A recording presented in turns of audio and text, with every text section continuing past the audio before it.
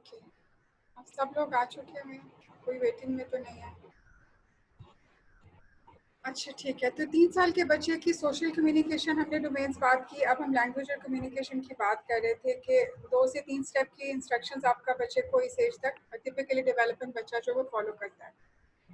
मैं गलत कमरे में बैठ गई हूँ, एसी नहीं है शोर से बचने के लिए। और ओके, फेमिलियर चीज़ों का नाम ये हमने डिस्कस कर लिया। अच्छा, अब उसको 3 साल के बच्चे को पता लग जाता है इन ऑन एंड प्रेपोजिशन समझना शुरू कर देता है। जरा अगर आप कहें कि वो देखो टेबल के नीचे बोर्ड पड़ा उठा लाओ तो ही अंडरस्टैंड्स, या फलां चीज़ के ऊपर शेल्फ के ऊपर वो पड़ी है वो पता चल जाता है। फर्स्ट नेम उसको कहना शुरू कर देता है, पता चल जाता है। और उसके बाद एज और सेक्स आपको बताना शुरू कर देता है 3 साल का बच्चा।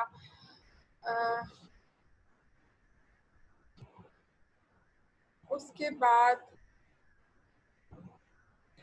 और उसमें अपने दोस्तों के नाम उसको याद हो जाते हैं, वर्ड्स उसको आ जाते हैं जैसे आई, इन चीज़ों का पता चल जाता है। मैं और हम का डिफरेंस, इन सब चीज़ों का उनको पता चलना शुरू हो जाता है। ठीक है, और उसके बाद से वर्ड्स लाइक आई मी, ये भी हो गया। Talks well enough for strangers और understand most of the time, और स्ट्रेंजर्स के साथ अच्छे से बात कर लेता है। अगर आप मार्केट गए हो या घर में कोई आया है, गेस्ट आया है, तो उससे आके मिलेगा, शेक हैंड करेगा, वो कोई बात करे तो उसको जवाब दे देगा। लाइक सोशलाइज 3 years की एज तक बच्चा जो है carries on a conversation using 2 to 3 sentence. 2 से 3 सेंटेंस की कॉन्वर्सेशन जो है वो बच्चा इजीली उसमें इन्वॉल्व हो जाता है, 3 साल का बच्चा। अब हम बात करते हैं 4 साल के बच्चे की। 4 साल का बच्चा enjoys doing new things, उसको नई चीज़ें करने का शौक होता है, न्यू प्ले, हर चीज़ नई चीज़ें वो करना पसंद करता है। उसके बाद मॉम और डैड के साथ प्ले भी करता है और प्रिटेंड प्ले भी करता है कि मैं मामा बन जाऊँ। उस्तानी वाला प्ले होता है कि चोर सिपाही होता है, मतलब इस तरह का प्रिटेंड प्ले बन जाते हैं, मामा बन के, बाबा बन के, इस तरह का वो करते हैं।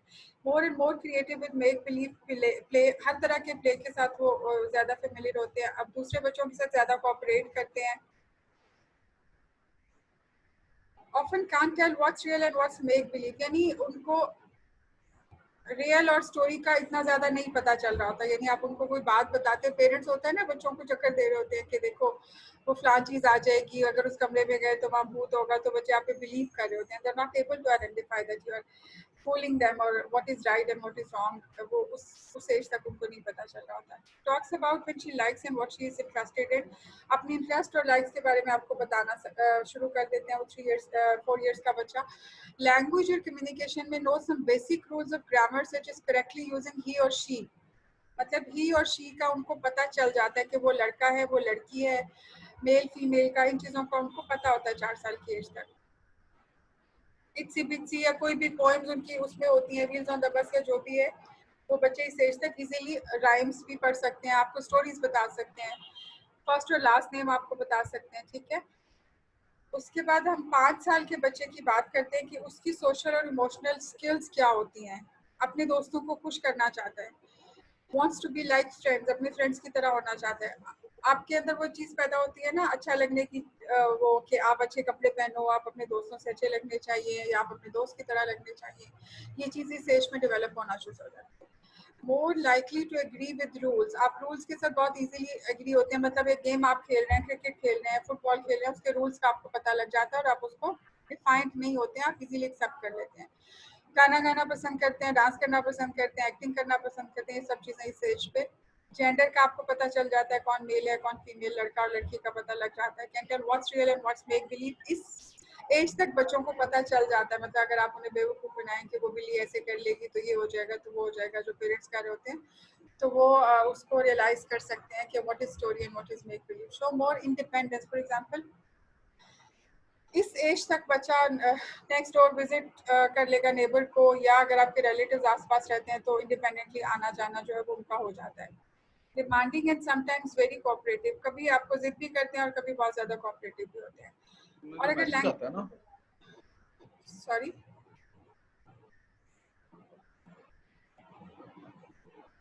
I think someone said something, किसी ने कुछ कहा।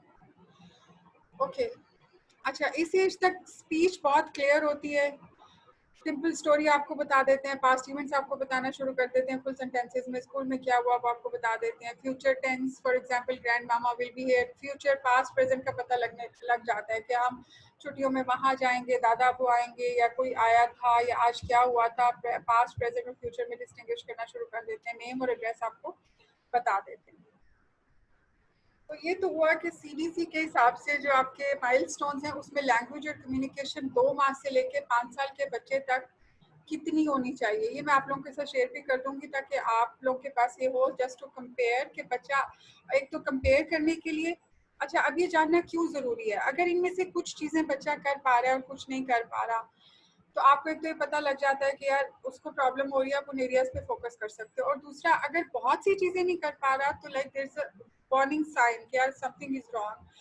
अब होता क्या है कि अक्सर फैमिलियों में हमारी, इवन मेरी अपनी फैमिली की मैं बात करूंगी, मैं अपना एक्सपीरियंस बताऊंगी, बहुत सी मदर से मिलती हूँ, सब ये कहते हैं कि उसके दादा कहते हैं, उसकी दादी कहती है, नाना कहते हैं, नानी कहते हैं कि कोई मसला नहीं है, ठीक हो जाएगा, वो तेरा दादा भी नहीं सी बोलिया, वो भी 5 साल इस बोलिया सी, मतलब इस तरह की बातें करके ना कि वो कोई बात नहीं, बोलता नहीं है ना, बाकी तो कोई मसला नहीं है, ठीक हो जाएगा, बोल पड़ेगा।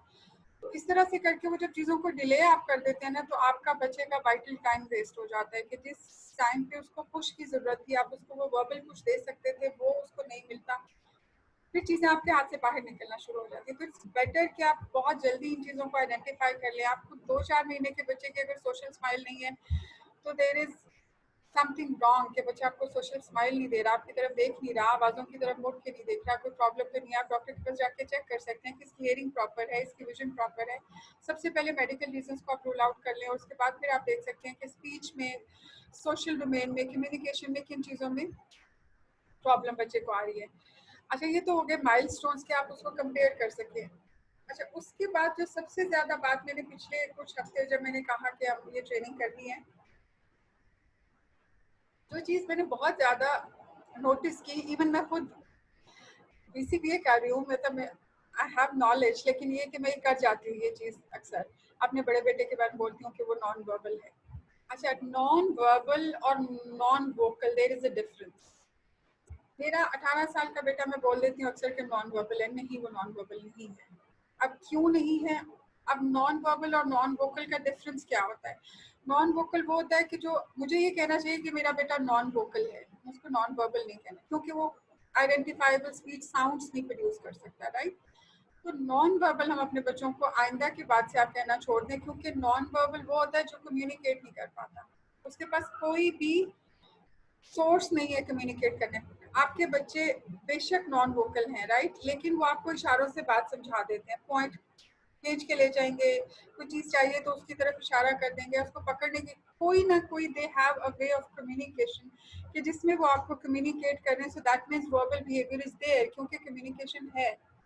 कम्युनिकेशन या वर्बल बिहेवियर जरूरी नहीं होता कि वोकल ही हो, वो नॉन वोकल भी हो सकता है। बच्चा साइंस से भी, आप जो डेफ एंड डम बच्चे होते हैं उनको भी आप नॉन वर्बल नहीं कह सकते, क्योंकि अगर वो आपको साइन लैंग्वेज से अपनी बात समझा पा रहे हैं, ठीक है, तो वो वर्बल है, क्योंकि वो उनका वर्बल बिहेवियर है, वो आपके साथ कम्युनिकेट कर पा रहे हैं, आपको नीड्स और वांट्स बता पा रहे हैं, वो आपके साथ कम्युनिकेट सकते हैं, बेशक साइन लैंग्वेज से, बेशक पिक्चर से, बेशक आईपैड के गैजेट से, वो किसी भी तरह से आपसे कम्युनिकेट कर रहे हैं, that means they are verbal, non vocal but verbal. तो आइंदा के लिए इस चीज़ का ध्यान रखिए कि आपके बच्चे नॉन वर्बल नहीं है, हाँ नॉन वोकल हो सकते हैं। आप ये कह सकते हैं कि वो आवाज़ नहीं निकालते, स्पीच साउंड नहीं है।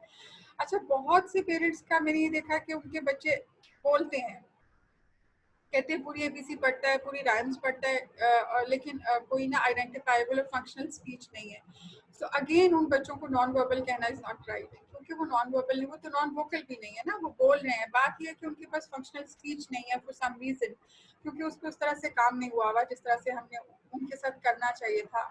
बात वही है कि अर्ली इंटरवेंशन मिस हो गई। आपके बड़ों ने कहा कि नहीं, परेशान होने की बात नहीं है, हम सब फैमिली में इसी तरह बोले थे, तो फलाने का बच्चा इतने साल में बोला था, देखो वो बिल्कुल ठीक ठाक है।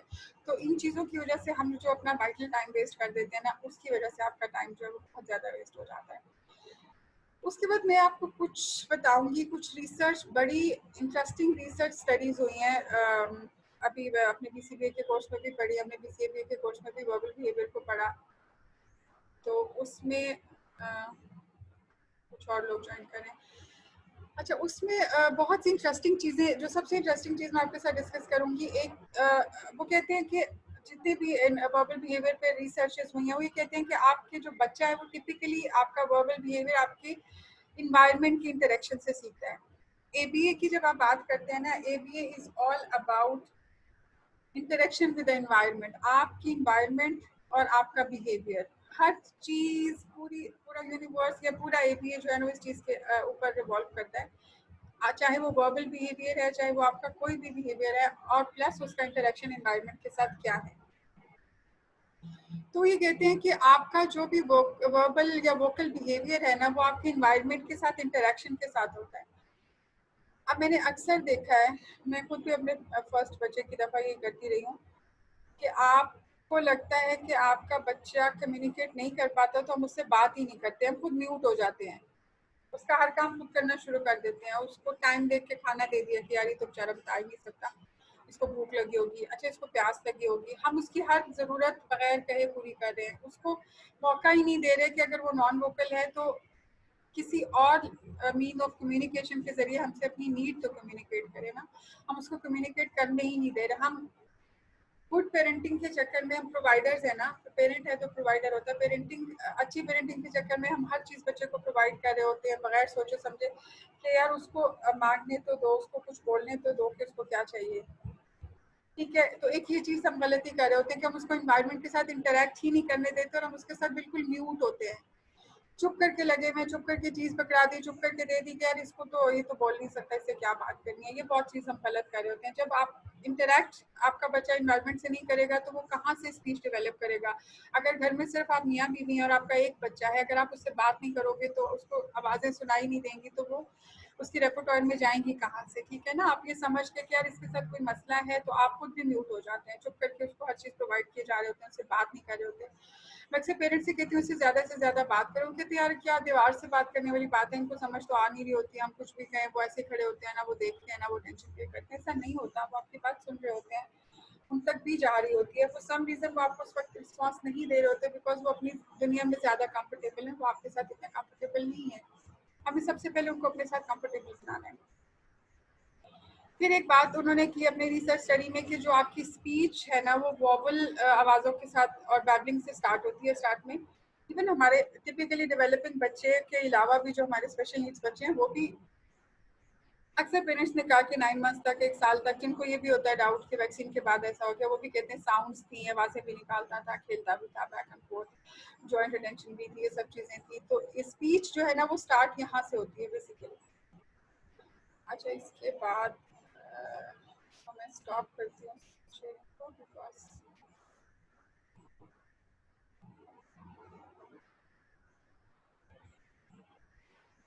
ओके। तो मैं आपसे बात कर रही थी कि रिसर्च स्टडी। अच्छा, सबसे इंटरेस्टिंग बात उन्होंने जो की है वो कहते हैं कि किस तरह से वोकलाइज करता है आपका बच्चा, स्पीच कैसे आती है।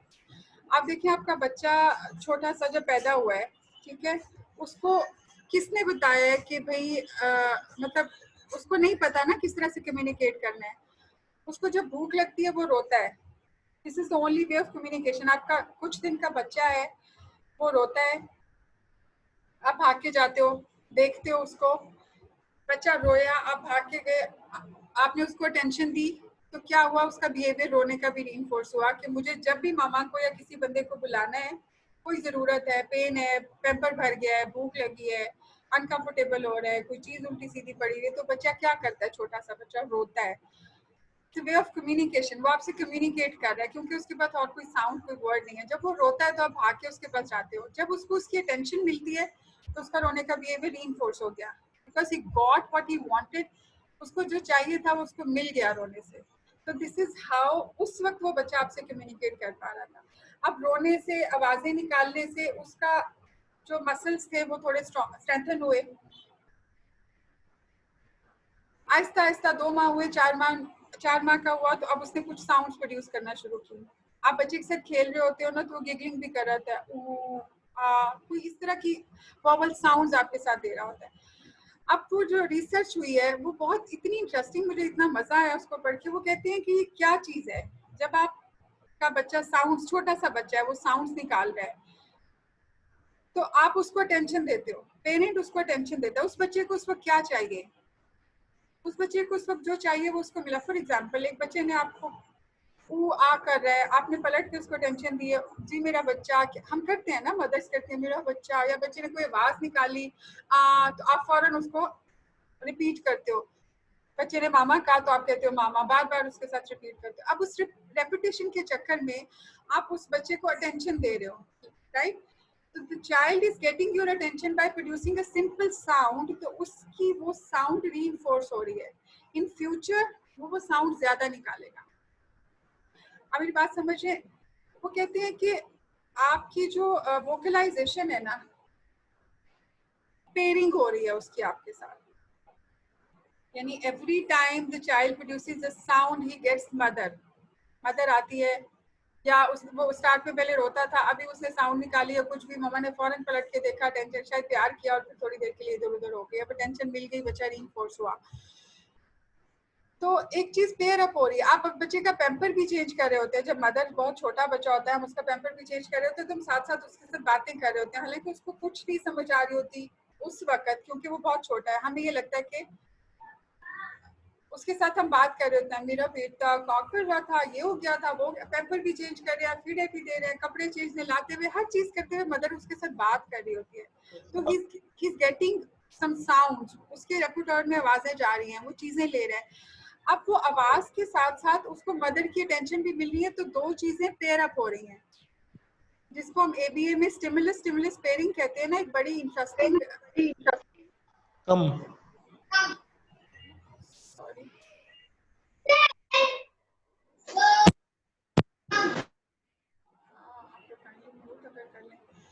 अच्छा, तो अब वो पेयरिंग की किस तरह से बात करें। आप लोगों ने शायद कोई पैवलोव थ्योरी के बारे में सुना हो कि एक चीज है मैं आपको थोड़ा सा एक्सप्लेन करती हूँ। जब ये स्टार्ट हुई थी स्टडी, तो उसने क्या किया, उसने कहा कि डॉगी के साथ, एनिमल्स के साथ ये रिसर्च स्टार्ट हुई थी कि जब डॉग के सामने खाना आता है तो सेलिब्रेशन स्टार्ट होती है, उसका वो बहना शुरू हो जाता है, जिसे कहते हैं स्लाइवा, सेलिब्रेशन जिसे कहते हैं।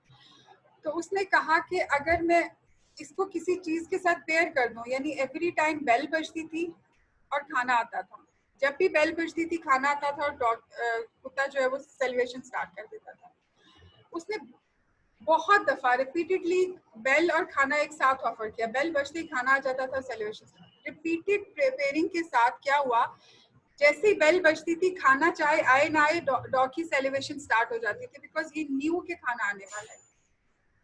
ठीक है, तो ये स्टिमुलस स्टिमुलस पेयरिंग थी। इसी चीज पे वो बात कर रहे हैं वर्बल बिहेवियर में। वो कहते हैं कि वर्बल बिहेवियर भी इसी तरह आपका रीइंफोर्स होता है जब वो पेयर अप होता है मदर अटेंशन के साथ। कुछ लोगों को मैं दोबारा से एडमिट कर दूं, कुछ और जोड़ें। तो ये इंटरेस्टिंग रिसर्च मुझे बहुत लगी कि वो कहते हैं इंक्रीज हम कैसे वोकलाइजेशन करें, कि वो कहते हैं कि स्टिमुलस स्टिमुलस पेयरिंग के साथ आप किसी भी बिहेवियर को रीइंफोर्स कर सकते हो, तो आप वर्बल बिहेवियर को भी रीइंफोर्स कर सकते हो। तो उसने ये देखा कि अगर हम टिपिकली डेवलपिंग बच्चे को भी अगर हम मॉनिटर करें, तो माँ की आवाज और उसकी अटेंशन दोनों जब मिलती है ना, तो बच्चा रीइंफोर्स होता है, वो आपके साथ ज्यादा कम्युनिकेट करता है, ज्यादा साउंड प्रोड्यूस करता है। लेकिन उन्होंने फिर ये देखा कि टिपिकली डेवलपिंग बच्चे में तो ठीक है, लैंग्वेज इस तरह डेवलप हो रही है, लेकिन जो हमारे ऑटिस्टिक बच्चे हैं, जो स्पेशल नीड्स के बच्चे हैं, वो बॉदर नहीं करते कि कोई आवाज आ रही है। हम कहते हैं ना नेम रिस्पॉन्स ही नहीं है, वो उस तरह से रिएक्ट नहीं करते मदर की आवाज पे या उस तरह से। हालांकि इनिशियली ऐसा होता है, साल तक बच्चा आपका नॉर्मली जा रहा होता है, इवन आपके ऑटिस्टिक बच्चे में भी 12 से 18 महीने के दौरान ऑनसेट स्टार्ट होता है और ये सब चीजें स्टार्ट होती है। तो उसमें उन्होंने कहा कि हम लेटर ऑन किसी भी स्टेज पे अगर ये करें कि हम स्टिमुलस स्टिमुलस पेयरिंग कर दे, तो वोकलाइजेशन को रीइंफोर्स कर सकते हैं। तो this is as simple as किसी भी बिहेवियर को हम करते हैं, यानी आप किसी भी उसकी फेवरेट तरीन चीज को, जिसको हम रीइंफोर्सर पे भी मैं बाद में एक सेशन रखूंगी, क्योंकि रीइंफोर्सर के बारे में बहुत सी मिसकंसेप्शंस हैं रीइंफोर्सर और रीइंफोर्समेंट के बारे में। तो हम अगर रीइंफोर्सर को उसकी वोकलाइजेशन के साथ पेयर अप कर दें, तो हम चीजें बहुत बेहतर कर सकते हैं, बच्चे की वोकलाइजेशन हम इंक्रीज कर सकते हैं। ठीक है, उसकी मैं आपको एग्जांपल देती हूँ। यानी वो ये कह रहे हैं अपनी रिसर्च में, और उन्होंने बहुत सारी स्टडीज की और उसमें उनको ये रिजल्ट मिला कि उसमें बहुत वोकलाइजेशन इंक्रीज हुई। कि आप फॉर एग्जांपल एक बच्चा है, उसको बहुत पसंद है कोई खाने की चीज ले लें आप रीइंफोर्सर, या उसकी कोई आईपैड ही ले लें, या मोबाइल है, every time you give him mobile आप एक साउंड उसके साथ पेयर अप कर दो, ठीक है। तो आहिस्ता आहिस्ता उस बच्चे की वोकलाइजेशन वो साउंड प्रोड्यूस करना शुरू कर देगा। जो अब फॉर एग्जांपल आप उसे कहते हो बा, और फिर आप उसे चीज देते हो, फिर आप कहते हो बा और आप कोई चीज देते हो, तो वो चीज उसकी रीइंफोर्सर के साथ पेयर अप हो जाएगी, वो साउंड प्रोड्यूस करना शुरू कर देगा। आफ्टर सर्टेन रेपिटेशंस आप वो साउंड नहीं प्रोड्यूस करते, वो बच्चा खुद साउंड प्रोड्यूस कर देगा। वही पैवलोव वाला जो सिस्टम मैंने अभी बताया कि कंडीशनिंग हो जाएगी पेयरिंग के बाद, वो आपका रीइंफोर्सर जो है वो कंडीशन हो जाएगा उसकी वोकलाइजेशन के साथ, तो बच्चा खुद वोकल हो जाएगा और वो अपनी साउंड प्रोड्यूस करेगा। हमारे पास एक बच्चा आता था, उसको साउंड वो नहीं दे रहा था कोई भी ना, तो उसमें अब ये अच्छा एक चीज ये भी होती है कि आपका बच्चे की मोटिवेशन बहुत ज्यादा हाई लेवल, किसी की पेयरिंग के वक्त ना जब भी आप कंडीशनिंग करते हो तो आपका मोटिवेशन लेवल अगर है ही नहीं उस चीज के लिए, तो वो चीज इफेक्टिव नहीं होती। तो वो बच्चा हमें किसी भी तरह रिस्पांस नहीं दे रहा था, किसी भी तरह साउंड नहीं दे रहा था। इवेंचुअली हमने देखा कि उसको भागने का बहुत शौक था, बहुत हाइपर एक्टिव था। अब वो जिस थेरेपिस्ट के साथ था उसके साथ पेयरिंग बहुत अच्छी किस तरह से की, सबसे इम्पोर्टेंट चीज पेयरिंग है। पेयरिंग उसने किस तरह से की, बच्चे के साथ भागता था वो हर वक्त ना, 1 2 3 गो कह के इधर से भागता था उधर से भागता था और बच्चा बहुत खुश होता था। अब उस बच्चे में मैंड नहीं थी। मैंड अभी हम बाद में डिस्कस करते हैं कि मैंड क्या होती है, रिक्वेस्टिंग या डिमांड। अब हमने क्या किया, रिपीटेड पेयरिंग उसकी करने के बाद अब वो आता बच्चे के साथ, वो खड़ा हो जाता था मेरा थेरेपिस्ट, बच्चा खुद उसके पास आता था और उसको कहता था भागो। अब जब वो उसको कहता था भागो तो वो उसको साउंड, हमने उसको बेसिकली साउंड दे दी थी, तो उसको कहता था आ, बोलो आ तो फिर हम भागेंगे। सो दिस इज, अब आ कहता था और फौरन लेके उसको भाग पड़ता था। फिर दूसरा चक्कर लगाना है, उसको फिर पकड़ता था कि भागो, कहता था आ, वो आ बोलता था। इस तरह से हमने उससे आ की साउंड ली। आप ग्रेजुअली बढ़ते हो, पहले आपने एक साउंड ले ली, फिर आप उसको शेप अप करोगे। अभी आप सिर्फ साउंड्स पे रहो। फॉर एग्जांपल आपने वोबल साउंड्स लेनी है बच्चे से, अभी हम आ ई आई ओ यू या आ ई उ ई, ब पे आप गए नहीं हो, सिलेबल्स पे नहीं गए, अभी आप साउंड्स ले रहे हो। तो ये है। अब मैं बताना आपको ये चाह रही हूँ कि बीइंग अ पेरेंट हमें ये लगता है, एक तो हमें ये पता चल गया कि बच्चे के साथ कोई प्रॉब्लम है, अब हमने गिव अप कर दिया कि यार इसका तो कुछ नहीं हो सकता, म्यूट हो गया, हमने उससे बात करना छोड़ दिया, हमने उसके साथ कॉन्वर्सेशन करना छोड़ दिया, हम प्रोवाइडर बन गए, हमने हर चीज उसको प्रोवाइड करना शुरू कर दिया। दिस इज टोटली रॉन्ग, ये हमने नहीं करना है।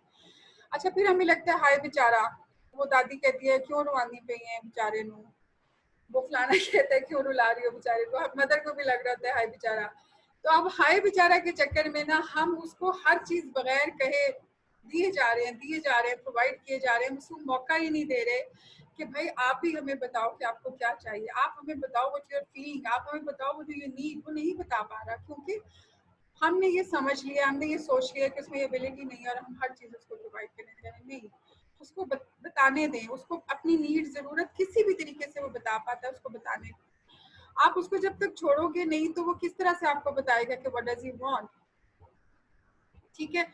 तो उसकी सबसे पहली स्टेज ये है कि आपने ये नहीं करना है कि आपको पता लगा आपके बच्चे को ऑटिज्म है तो आप बिल्कुल म्यूट हो गए, आपने छोड़ दिया उसको अल्लाह के आसरे पे कि अब तो इससे बात ही नहीं करनी है, तो बेचारा है, अब इसको सब कुछ देते जाओ, कोई नहीं, आप ही ठीक हो जाएगा। या आपने थेरेपी स्टार्ट कर दी। अच्छा अब सबसे क्रूशियल चीज ये आ गई कि आपने थेरेपी स्टार्ट कर दी, आपका प्रॉपर एबीए नहीं हो रहा। अब आपने कहा कि यार मैं इतने पैसे दे रहा हूँ, मेरा बच्चा जा रहा है उधर, बस अब वो ठीक कर देंगे, अब वो ठीक हो जाएगा, हमारी जिम्मेदारी खत्म। नहीं, आपकी जिम्मेदारी खत्म नहीं, आपकी जिम्मेदारी शायद और बढ़ गई है। आपकी जिम्मेदारी और इस तरह से बढ़ गई है कि अब आपके ऊपर अपनी भी जिम्मेदारी है और आपकी उधर भी रिस्पॉन्सिबिलिटी है कि वहाँ क्या हो रहा है। Educate your self, ask your therapist, अपने थेरेपिस्ट से पूछो क्या कर रहे हो मेरे बच्चे के साथ, इसका क्या प्लान बनाया है, इसके क्या प्रोज एंड कॉन्स हैं, इस चीज से आप क्या अचीव करना चाह रहे हो, आप ये जो एक्टिविटी करा रहे हो इस एक्टिविटी का मतलब क्या है, इससे आप क्या चीज हासिल करोगे, मुझे कैसे घर पे जर्नलाइज कराना है, कितनी इंप्रूवमेंट आई है, क्या हो रहा है। उनके साथ इन टच रहो। ऐसे नहीं कि आपने बच्चा छोड़ दिया, सेंटर को दे दिया, बस अब उसकी जिम्मेदारी है वो जाने, और फिर आप साल बाद रोते हुए किसी और सेंटर चले जाते हो कि यार इतने पैसे लगाए हैं कोई फर्क नहीं पड़ा, अब हम इधर ले आए। No, this is not like that. आपकी जिम्मेदारी बिल्कुल खत्म नहीं होती, आपकी जिम्मेदारी और बढ़ जाती है। So you have to be careful. जहाँ भी आपका बच्चा जा रहा है आप उनको भी देखो। अब घर पे आपने क्या करना है, सबसे बड़ा क्वेश्चन। घर पे एक तो उसके साथ इंटरेक्टिव हो जाएं। ये मत सोचें कि हम प्रोवाइडर्स हैं और ये बेचारा है और अब हमने इसको सब चीज़ें प्रोवाइड करनी है और वो जो चीज़ मुंह से निकालेगा वो हमने पूरी करनी है बिकॉज इसको ऑटिज्म है। नहीं, ऐसा ना करें। आप उसको अपनी नीड बताने दें, उसको नो कहना भी सिखाएं, उसके साथ इंटरेक्टिव रहें, उसके साथ बात भी करें।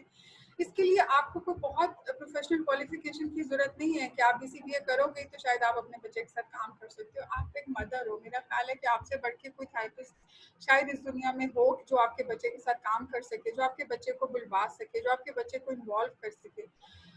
तो अब being a mother, being a father, आपने अपने बच्चे के साथ पेयर अप होना है। आपने अपनी पेयरिंग इतनी स्ट्रांग करनी है कि आप उसके कंडीशन रीइंफोर्सर बन जाओ कि आपको देखे और बच्चा वो आवाज निकाले।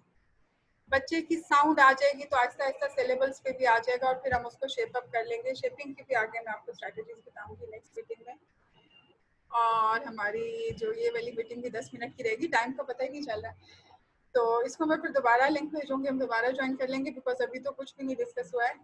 या फिर हम एक और सेशन रख लेते हैं इस पे because it's a long session. तो अच्छा, अब करना क्या है? अब आपने आज के बाद ये सोचना छोड़ देना है कि जी हमारा बच्चा ये नहीं कर सकता, हमारा बच्चा वो नहीं कर सकता। आपका बच्चा सब कुछ कर सकता है, बस करवाना आना चाहिए। ठीक है, अब आपने करवाना कैसे है? सबसे पहले तो आप अपने बच्चे के साथ पेयर अप करें। मेरा एक क्लाइंट था, अभी हमने जब टेलीथेरेपी स्टार्ट की तो मैंने उसको महीना 1.5 महीना मैंने कहा बस अब आपने खेला। मैं वहाँ बैठी रहती थी और मैं उसको बताती थी कि इस बच्चे के साथ खेलना कैसे है। ठीक है, तो मुझे कह रही थी कि यार ये आप खिलाते रहते हो। मैंने कहा आपको नहीं पता इसके खिलाने के पीछे साइंस क्या है। ठीक है,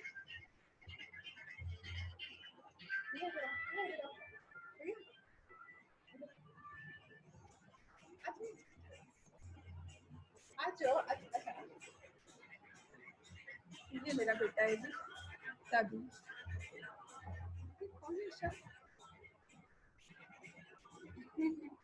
चलो बात। अच्छा, तो कहाँ थे हम? हाँ, मैं ये कह रही थी कि अब आपने करना क्या है, अब आपने स्टार्ट किस तरह से लेना है। सबसे पहले अपने बच्चे के साथ एक एसोसिएशन डेवलप करनी है, पेयर अप करना है।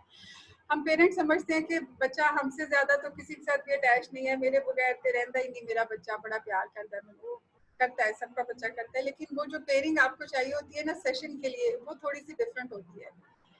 उसमें ये होता है कि आपने बच्चे के साथ बच्चा बनना है, उसके साथ खेलना है। अब मैं उनको उनके साथ मैं सिर्फ ये करती थी कि यार इसके साथ खेलो। अब वो कहती थी कि अब उसमें ये है कि वो एक साइड पे बैठ गई हैं, अच्छा ये ले आओ, अच्छा वो नहीं, इस तरह नहीं करना। आपने इंटरेक्टिव होना है अपने बच्चे के साथ, ज्यादा से ज्यादा इंटरेक्ट करना है, बैक एंड फोर्थ जितनी बात आप कर सकते हो खेलो उसके साथ। स्टार्ट में हफ्ता 10 दिन। मैं आपको मजे की बात बताऊं, 6-6 महीने की भी पेयरिंग मैंने कुछ बीसीबीएस हैं जिन्होंने 6 महीने ही कहा कि बस बच्चे के साथ खेलो और कुछ ना करो। उसके साथ एक एसोसिएशन डेवलप करो, आप उसके साथ दोस्ती करो। अब हमारे बच्चों का मसला क्या, हम कहते हैं हमारा बच्चा तो हमसे कोई वो फरमाइश ही नहीं करता, कोई खिलौना नहीं मांगता। हम खिलौने लाते हैं तो उसके साथ खेलता नहीं है क्योंकि उसको खेलना नहीं आता। आपकी लैंग्वेज या स्पीच डेवलपमेंट की फेज के जो प्री रिक्विजिट्स हैं, उसकी प्ले स्किल्स हो, उसकी सोशल स्किल्स हो, उसकी जॉइंट अटेंशन हो, आपके साथ अच्छा पेयर अप हो, एक बैक एंड फोर्थ आपको अटेंशन दे रहा हो, नेम पे रिस्पॉन्स कर रहा हो, जब तक ये चीजें नहीं होंगी, अब पेरेंट ले जाते हैं स्पीच सेंटर में और कहते हैं जिसकी स्पीच थेरेपी स्टार्ट कराओ। अब मैं उनको समझाती हूँ यार ये स्पीच के लिए रेडी नहीं है, आप पैसे जाया करने वाली बात है, मैंने तो पैसे लेने हैं, हम इसकी स्पीच थेरेपी स्टार्ट करा देते, लेकिन मुझे नजर आ रहा है इसको स्पीच थेरेपी की जरूरत नहीं है, इसको अभी एबीए की जरूरत है। अब एबीए की क्यों जरूरत है? क्योंकि सारे प्री रेक्विजिट्स एबीए ने अचीव करने हैं, उसकी पेयरिंग करनी है, उसकी जॉइंट अटेंशन पे काम करना है, उनकी सब ये सब चीजें अब आपको करनी है घर पे बच्चे के साथ। अगर आप किसी थेरेपी के लिए नहीं जा रहे हो तो डजंट मैटर, आप घर पे कर सकते हो। एक दोस्ती करो बच्चे के साथ, खेलो ज्यादा से ज्यादा। अब उस बच्ची को कुछ नहीं पता था सिवाय इसके डाउन सिंड्रोम के साथ ही कि उसने चीज उठानी है और उठा करके फेंकनी है। अब वो कहती थी जी हमारे बहुत सारे मुलाजिम है, वो बीबी कोई चीज फेंकती है तो वो बीबी को फौरन दे देते हैं। मैंने मेरी बीबी को चीज नहीं देनी। नहीं नहीं, वो हमारे घर का माहौल ऐसा है ना, वो बीबी जी को फिर मतलब वो थे पीर पीर टाइप की फैमिली थी। अब मैंने उसकी मदर को कहा नहीं आपने इसके साथ सिर्फ खेलना है।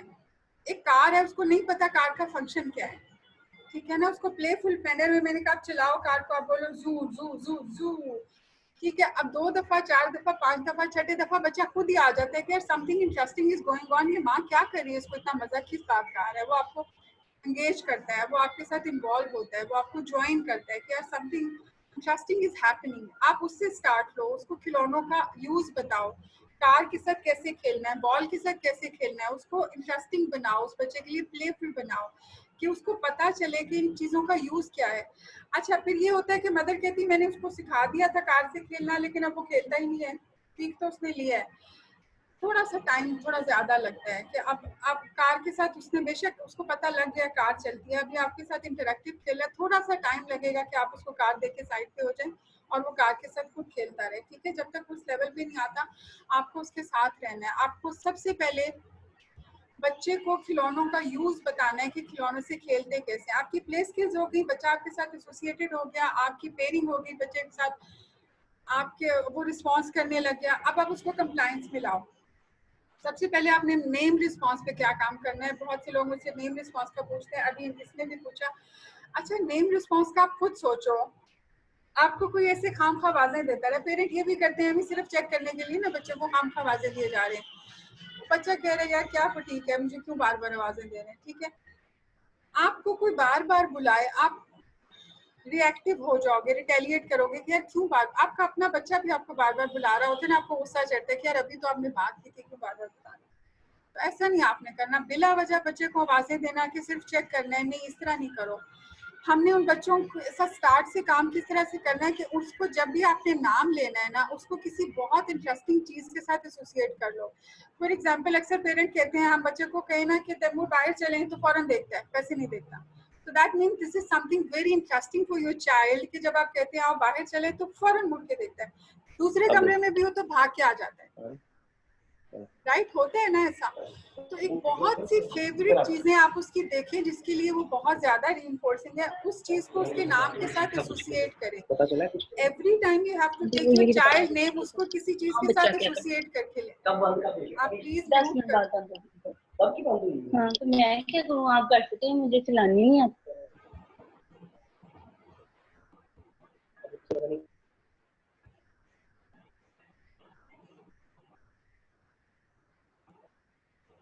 अच्छा, आपको आवाज नहीं आ रही, बाकी सबको आ रही है? उसको आवाज आती है। ठीक है, ठीक। अब आवाज आ रही है तुम्हें? सारा फ्लो खत्म हो जाता है ना। तो क्या बात कर रही थी मैं, मुझे याद कराएगा मैं क्या बात कर रही थी। आप लोग प्लीज म्यूट कर लें अपना माइक। अच्छा हाँ, नेम नेम रिस्पॉन्स की बात हो रही थी कि आपने नेम कॉलिंग के लिए उसके नाम को, हाँ थैंक यू आलिया, आप उसकी किसी बहुत फेवरेट चीज के साथ एसोसिएट करें। Every time you have to take his name या हर नेम, तो आप उसको किसी चीज के साथ एसोसिएट, जैसे मैंने कहा कि आप बाहर चले, अब जरूरी नहीं आप हर वक्त बाहर नहीं जा सकते, ठीक है, क्योंकि आपने कह दिया तो अब आपको जाना पड़ेगा, कोई और चीजें ढूंढे। अच्छा, एक और चीज जो मुझे बहुत पेरेंट्स से सुनने को मिलती है कि उसके तो कोई चीज इंटरेस्टिंग है ही नहीं, उसका तो कोई रीइंफोर्सर ही नहीं है, तो हम क्या यूज करें। रीइंफोर्सर बनाओ। अभी मैंने जैसे कहा कि उस बच्चे को पता ही नहीं है कार के साथ खेलना क्या, उसको खेलने से मजा कितना आता है, तो वो कैसे उसका रीइंफोर्सर हो सकता है। तो जब तक आप चीजों को पेयर अप नहीं करोगे, अपने साथ बच्चे के साथ एसोसिएशन डेवलप नहीं करोगे, एक कोई खिलौना है, अगर बच्चे को खेलना ही नहीं आता कि उसका क्या यूज है, तो उसको इसलिए वो रीइंफोर्सिंग या फेवरेट नहीं हो सकता जब तक कि आप उसको फेवरेट बना ना दो।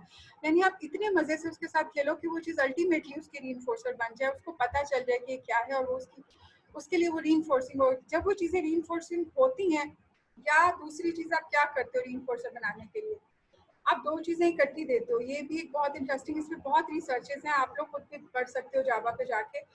आपने पेयर करना होता है हर चीज को। उसकी अगर फॉर एग्जांपल ये मोबाइल बहुत रीइंफोर्सिंग है एक बच्चे को, तो आप इस मोबाइल के साथ every time you are giving another thing. आपको चाहिए कि आपका बच्चा कार के साथ खेले, आप हर टाइम मोबाइल के साथ उसको कार दोगे, राइट। अब जब आप रिपीटेड पेयरिंग करोगे ना, तो वो चीज रीइंफोर्सिंग हो जाती है, जैसे मैंने पावलोव की थ्योरी आपको बताई, तो अल्टीमेटली वो कंडीशन रीइंफोर्सर बन जाता है, तो बच्चा उस चीज के साथ भी उसी तरह से इन्वॉल्व होता है जैसे उस चीज के साथ इन्वॉल्व होता है। तो ये इस तरह से आपने उसके रीइंफोर्सर डेवलप करने हैं।